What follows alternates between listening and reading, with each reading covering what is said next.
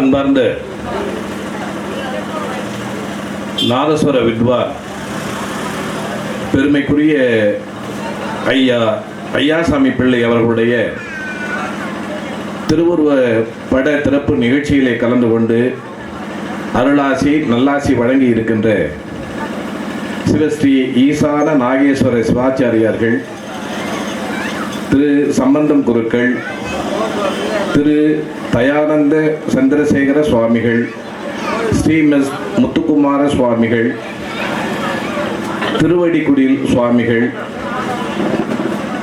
இந்த நிகழ்ச்சியிலே மிக நல்லதொரு விருத்தாசலம் நம்முடைய ஊரை பற்றியும் நம்முடைய கோயிலை பற்றியும் மிக சிறப்பான பல விஷயங்களை எடுத்து சொன்ன எனது தனிப்பட்ட மதிப்பிற்கும் அன்பிற்கும் உரிய ஐயா ஊரநடிகள் உள்ளிட்ட அன்பிற்குரிய ஐயாசாமி பிள்ளை அவர்களுடைய மகன்கள், குடும்பத்தார், உறவினர்கள், நண்பர்கள், இந்த நிகழ்ச்சியில் கலந்து கொண்டிருக்கின்ற சைவ பெருந்தகைகள் அத்துணை பேருக்கும் எனது பணிவான வணக்கத்தை முதற்கண் தெரிவித்துக் கொள்கிறேன். இந்த நிகழ்ச்சியை தொகுத்து வழங்கி கொண்டிருக்கின்ற ஐயா முத்து அவர்களுக்கும் எனது நன்றியும் வணக்கத்தையும் தெரிவித்துக் கொள்கின்றேன். இந்த நிகழ்ச்சியிலே படத்திறப்புழா நிகழ்ச்சியிலே கலந்து கொண்டு உரையாற்றுவதிலே நான் எனது முதல் நன்றியையும் அன்பையும் வணக்கத்தையும் தெரிவித்துக் கொள்கிறேன்.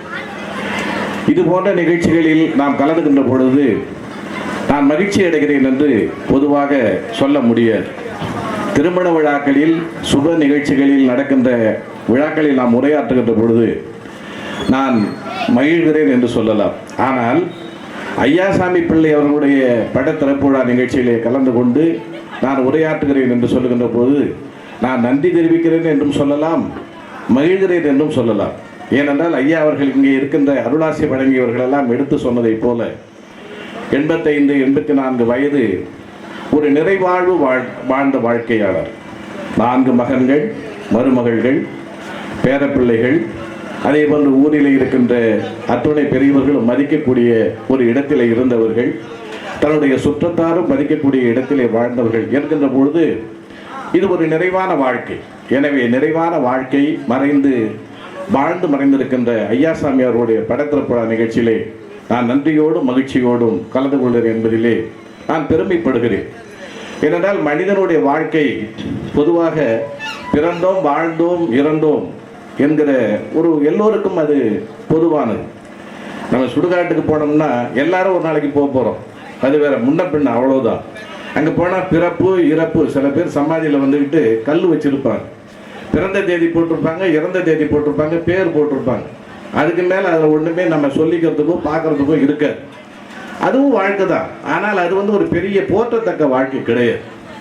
பிறந்ததற்கு பின்னால், வாழ்ந்த காலத்திலும், வளர்ந்ததற்கு பின்னால், அதற்கு பின்னால் மறைகின்ற வரையிலும் தன்னுடைய குடும்பத்தையும் போற்ற வேண்டும், சுற்றத்தையும் போற்ற வேண்டும், நாட்டையும் போற்ற வேண்டும், மக்களையும் வாழ வைக்க வேண்டும், மக்களையும் பெருமைப்படத்தக்க விதத்தில் ஒரு மனிதனுடைய வாழ்க்கை அமைந்தால்தான் அவனுக்கு பல பெருமைகள் உண்டு. ஒரு டேட் ஆஃப் பர்த், ஒரு டேட் ஆஃப் டெத், ரெண்டுங்கிறது எல்லா மனிதர்களுக்கும் உரியது.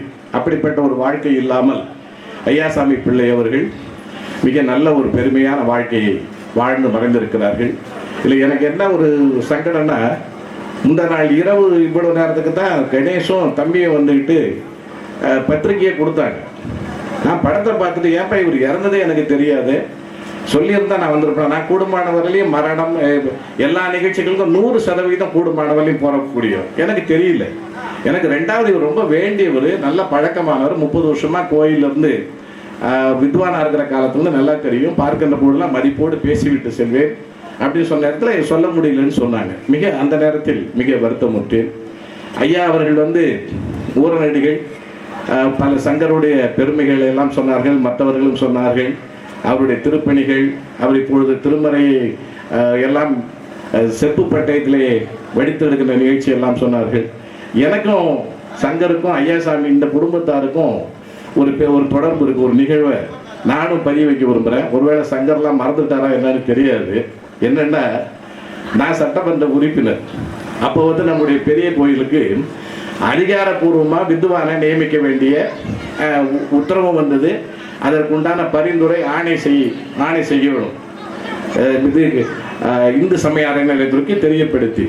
அந்த சமயத்தில் என்ன ஆச்சுன்னா, நாங்கள் ஊரில் இருக்கிறவங்க மற்றவங்க எல்லாமே வேற ஒரு மனசில் வச்சுக்கிட்டு அவங்கள வந்து நியமனம் பண்ணுறதுக்கு பொதுவாக யாருக்கும் கருத்து வேறுபாடெல்லாம் கிடையாது.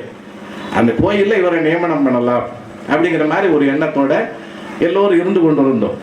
அந்த சமயத்தில் ஒரு நாள் திடீர்னு தலைவர் கலைஞர் வீட்டிலேருந்து எனக்கு தொலைபேசி, அண்ணன் சண்முகநாதன் தொலைபேசியில் என்கிட்ட பேச, அப்போ கைபேசிலாம் கிடையாது, தொலைபேசியில் வந்து பேசினாங்க. என்னங்க என்ன அப்படின்னு, இது மாதிரி உங்கள் ஊர் கோயிலுக்கு வந்துட்டு ஆதீன வித்வான் நியமனம் செய்ய போகிறீங்களா அப்படின்னு. ஆமாங்க அண்ணன் அப்படின்னு சொன்னேன். யாரை நியமனம் பண்ணிக்க போகிறீங்கன்னு சொன்னாங்க. அப்புறம் எல்லாம் ஆசைப்பட்ட பேரை நான் ஒன்று சொன்னேன். உடனே அண்ணன் சொன்னாங்க, அவங்க வந்துட்டு நீங்கள் செய்ய நீ முடிவு பண்ணாலும் ஒன்றும் தப்பு இல்லைப்பா, ஆனால் அங்கே சங்கர் இருக்கிறாரு, சங்கரும் வந்துக்கிட்டு அதுக்கு வந்துட்டு ஆசைப்படுறாங்க, அவரை வந்து நீ நியமனம் பண்ணணும் அப்படிங்கிற மாதிரி எனக்கு தொலைபேசியில் சொன்னாங்க. எனக்கு ரொம்ப சந்தோஷம். எனக்கு ஒன்றும் சங்கரோ இன்னொருத்தவங்கிறது எனக்கு ஒன்றும் கருத்து மாறுபாடு கிடையாது. அப்புறம் இது மாதிரி சொன்ன உடனே சண்முகநாதன் சொன்னால் தலைவர் கலைஞரே சொன்ன மாதிரி, ஏன்னா அவர் தான் செயலாளர், அப்போ எல்லாமே அவர் தான். உடனே எனக்கு ரொம்ப சந்தோஷம்னா, நீங்கள் சொன்னதுக்கப்புறம் எனக்கு என்ன இருக்குன்னு சொல்லிட்டு உடனே அவரை சங்கர் பேரை பரிந்துரை பண்ணி ஒரு பெரிய விஷயமா நினச்சி நான் சொல்லலை. அவருடைய அடிப்படை 20 ஆண்டு காலத்துக்கு முன்பாக நடந்தது. இப்பொழுது அவர் உச்சகட்டத்தில் இருக்கிறார். ஒருவேளை இந்த பணி நியமனம் அந்த ஆண்டவன் இறை தொண்டு கூட அதற்கெல்லாம் கூட ஒரு அடிப்படை காரணமாக இருக்கலாம். உடனே அவரை வந்து சங்கர் தான் நாங்கள் வந்து நியமனம் பண்ணி அறநிலையத்துறைக்கு பரிந்துரை செய்து ஆணை பிறப்பிச்சோம். அதுக்கப்புறம் தான் அவங்க வித்வானா, நிரந்தர வித்வானாக, பரம்பரை அந்த வித்வானாக இடம்பெற்றார். அதில் எனக்கு ஒரு மகிழ்ச்சி. அதில் தான் அவங்க அப்பா இவங்க எல்லாமே எனக்கு தெரியும். அப்புறம் இப்பொழுதெல்லாம் திடீர்னு பார்த்தா சங்கரை நாங்கள் அதிகமாக பார்க்கறதில்ல.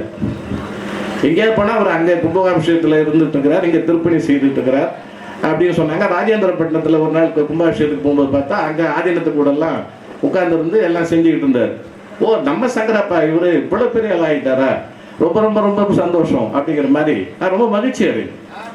எனவே ஐயாசாமி அவர்களும் சரி, அவருடைய பெற்ற பிள்ளைகளும் சரி, வள்ளுவர் சொல்வதை போல அதான் பழமலை என்று பெயர் வந்தது. அதை விருத்தாசலன்னு சமஸ்கிருதத்தில் போட்டு தள்ளிட்டு போயிட்டார். அது பெரிய வருத்தம். நம்ம ஊரோட விடல. மயிலாடுதுறை இருக்க கும்பகோணத்தை ஐயா சொன்னாங்க. அதே மாதிரி மயிலாடுதுறை இருக்கிறது, மாயவரம்னு இருந்தாங்க. அதுதான் இப்போ வந்து மயிலாடுதுறையாக மாற்றிருக்கிறோம். அது தமிழ் பெயராக அந்த ஊர் விளக்கம் சொல்லிட்டு. அதே மாதிரி வேதாரண்யங்கிற பேர் தமிழ் பெயர் கிடையாது, அது திருமறை காடு. அதுதான் உங்களுக்கு நல்ல தமிழ் பெயர். அதை வந்து என்ன பண்ணிட்டாங்கன்னா வேதாரண்யம் மாற்றி விட்டாங்க. இப்போ இதே வந்துட்டு நான் வந்து சட்டமன்ற உறுப்பினராக இருக்கின்ற பொழுது சட்டமன்றத்தில் தலைவர்கிட்ட சொல்லி இந்த ஊர் பெயரை தயவு செய்து மாற்றுங்க, திருமுதுகுன்றம் என்று சொல்லுங்கள், நால்வரால் பாடப்பட்டது, எல்லாம் மற்ற பின்னால் நம்முடைய வள்ளலார் அவர்களால் பாடப்பட்டது, இது கொண்ட ஆதாரத்தெல்லாம் எடுத்து கொடுத்து சட்டமன்றத்தில் கேள்விப்பட்டு எல்லாம் என்ன தெரியும். நம்முடைய நண்பர்களுக்கு இங்கே மோகன் போன்றவர்கள், நம்முடைய மற்றவர்களுக்கெல்லாம் இதனுடைய விஷயம் எல்லாத்துக்குமே தெரியும். சட்டமன்றத்திலே பேசினேன். அதுக்கு தலைவர் அவர்கள் வந்து பயிர் சொல்லி மாற்றுகின்ற அந்த முயற்சியிலும் ஈடுபட்டார்கள். எனக்கு பின்னால் வந்தவங்களும் அந்த காரியத்தை செய்தார்கள். ஆனாலும் வந்து அது நடக்கவில்லை. எனவே இது போன்று தமிழுக்கு பல கேடுகள் பலரால் உருவாக்கப்பட்டது. தமிழுக்கு பெருமை செய்ததும் உண்டு, ஒரு தமிழாக பாடியவர்களும் பெருமை செய்ததும் உண்டு. ஆனால் இதெல்லாம் எதுக்குன்னா நம்முடைய தமிழுடைய அந்த ஆற்றலை, தமிழ் மரபை மறக்கக்கூடிய ஒரு காரியம் தொடர்ந்து நடைபெற்று கொண்டிருக்கிறது. அதற்கு இடம் தரக்கூடாது. அதற்கு தான் சைவ நெறியெல்லாம் தழைக்க வேண்டுமாறு ஒன்று தவறு. கடவுள் என்பது வேறு, கடவுளின் பெயரால் தவறுகள் நடப்பது என்பது வேறு.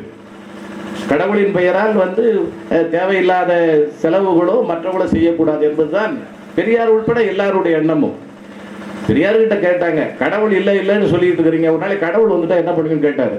கடவுள் வந்துட்டான்னு சொல்லி நானும் சேர்ந்து கும்பிட்டு போகிறேன், எனக்கு நான் நஷ்டம்னு சொல்லி டக்குன்னு அவர் வேலையை அடுத்த வேலையை பார்க்க ஆரம்பிச்சிட்டேன்.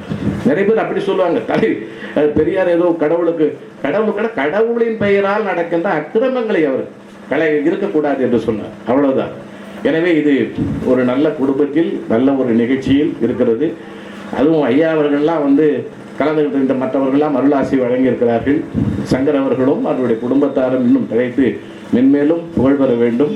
அவருடைய திருப்பணிகள் மிக சிறப்பாக செய்து அவர்கள் தமிழ்நாட்டில் தன்னுடைய தந்தையினுடைய பெயரையும் புகழையும் அவர் காப்பாற்ற வேண்டும். இந்த நேரத்திலே தெரிவித்துக் கொண்டு ஐயாசாமி பிள்ளை அவருடைய புகழ் வாழ்க, அவருடைய பெருமை போற்றப்பட வேண்டும் என்று சொல்லி இந்த நாதஸ்வரத்துக்கு வந்துக்கிட்டு உலகத்தில் அதை சொல்லி நான் நிறைவு செஞ்சேன் ஒரே நிமிஷத்தில்.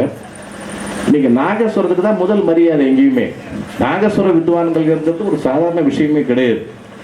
நீங்கள் நம்ம வந்து காலையில் குளித்துட்டு நம்முடைய காரில் ஒரு பயணம் போகிறோம்னா நீங்கள் நல்ல நாகஸ்வர CD 2 போட்டுட்டு கேட்டுட்டு போங்க, அவ்வளவு சந்தோஷமாக இருக்கும். எந்த இடமும் நீங்கள் கோயிலில் திருப்பள்ளி எழுச்சியிலே வந்துட்டு முதல்ல நாகஸ்வரத்தை அடித்தாலும் கடவுளை எழுப்புகிறோம் அப்படின்னா கடவுளுக்கு மிக பிடித்தது இசை நாகஸ்வரம் தானே அர்த்தம். எனவே நாகஸ்வர இசை என்பது உலகத்தினுடைய மிக பழமையான இசை, முதல் இசை, எல்லோரையும் தலையசைக்கக்கூடிய இசை, மங்களகரமான இசை. எனவே அந்த இசையிலே தொண்டு செய்தவர், அதுவும் இறைவனுக்கு தொண்டு செய்தவர் நம்முடைய ஐயாசாமி பிள்ளை அவர்கள். அவருடைய புகழ் என்றும் நிலைத்து வாழ்க வாழ்க என்று இந்த நேரத்தில் வாழ்த்தி அனைவருக்கும் நன்றி கூறி விடைபெற்றுக் கொள்கிறேன். நன்றி, வணக்கம்.